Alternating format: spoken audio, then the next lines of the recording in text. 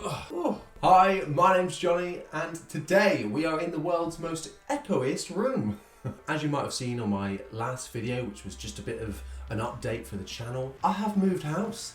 We are in a brand new office, and this is what you're going to be seeing from now on. Sort of. It's not quite ready yet. It hasn't been treated at all. There's hardly any furniture in here, and we're kind of on a hokey pokey setup right now, just so I can get this video out to you whilst we set things up. So quality may vary and things might kind of change to what you're used to over the next couple of weeks, maybe months, as we get things sorted, and yeah, hopefully overall upping the quality and just being better, a bit tidier, more music oriented space as opposed to just my spare room. Anyway, we're here today to talk about the top 5 things to breathe life back into your bass. This is a topic that I, often have struggled with in the past. Classic musician syndrome. Get bored, sell it on, and then regret it. So what can we do to prevent that kind of thing? Breathe new life into a bass and have it inspire you more. Well,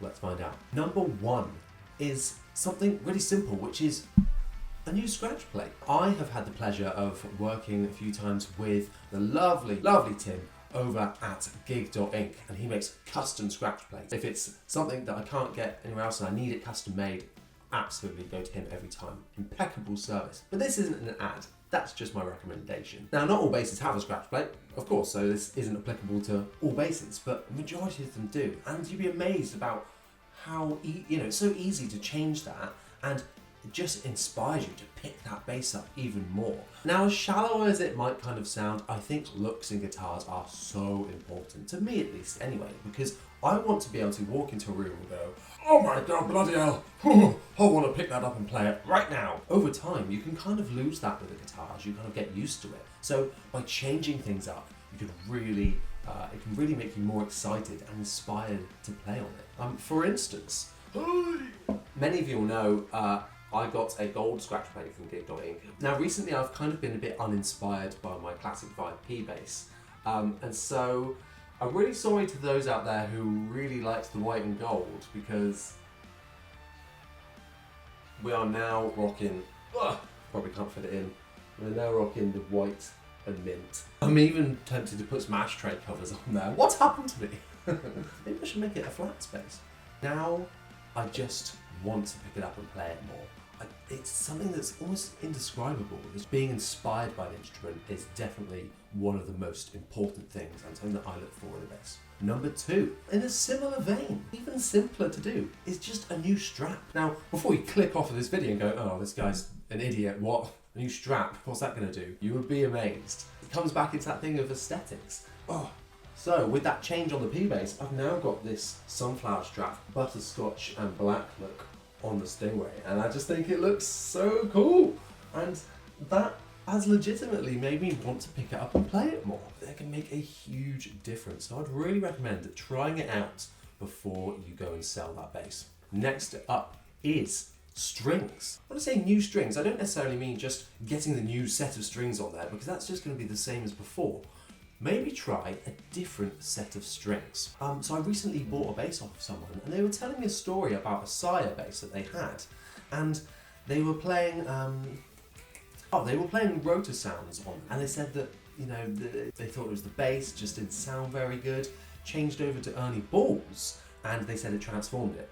They said it was a completely different sound. It really suited the bass a lot more, which has got me into thinking about experimenting a lot more with strings. I use Diodario Pro Steels pretty much all the time now, which is why I'm going to try going back to Ernie Ball for a couple of basses and just see how that impacts my playing and the sound, and how it kind of inspires me. So the next thing we're gonna talk about, we've had a scratch plate, we've had a strap, we've had strings. Staying on trend, another one beginning with S is a setup. I always recommend getting a setup on any bass you have. Even a £5,000 bass is gonna need a setup. You're gonna need more setups as time goes on, as the wood bows, as the strings die, as your tastes change. You're gonna wanna get your bass set up fairly regularly, depending on bass, of course, because some might just stay solid, depending on quality of the guitar. Anyway, go and check out the phone filmed video I did on setups and three simple steps to setting up your guitar. And if you're not comfortable with doing this yourself, that's absolutely fine. Whilst I would recommend learning this skill because it will save you a lot of money, you can take it to your local guitar shop or a local luthier to get this set up. Before you dismiss a bass and you're not feeling it, I definitely recommend getting it set up so that you have the absolute best version of that bass before you sell it. Okay, so last but not least, and this one's kind of a bit of a wild card entry, and that is the pickups. Now there are three things that I look for in a bass. The aesthetics, like I mentioned before, sound from the pickups that you're getting and the mix of woods, and the playability. And that mainly comes from your setup and like the neck. It seems like an obvious mod that you can do to your bass just to get a new set of pickups in there. And whilst that's not the simplest or cheapest thing to do to your bass to decide whether to keep it or not, of course that can really transform the sound of the bass. Controversially, when I'm looking at a bass or considering buying or selling a bass, I pick feel over sound every time. Playability and feel and the vibe you get from a guitar is much more important than the overall sound, because there are more things you can do to impact the sound, and one of those being changing the pickups. So if it were me, I would recommend prioritising the feel of the guitar and how it makes you play, how it inspires you. If you've got that and you don't like the way it sounds because the pickups are a bit naff or just not great, then definitely consider upgrading those parts before selling it on. I could go on for ages in terms of mods. You know, you could change the machine head, you could change the bridge, you could change the neck, you could change everything. You could change the pots, you could change the preamp, you could do so much stuff. But the pickups would be the place where I would start in terms of sound if you're not digging it. To summarise on that point, prioritise the feel. If you really like the feel and don't like the sound, don't just sell it on straight away. I did that before when I didn't really know what I was doing with pickups. I still don't. Consider maybe investing in that before selling on the guitar, because you don't want to sell it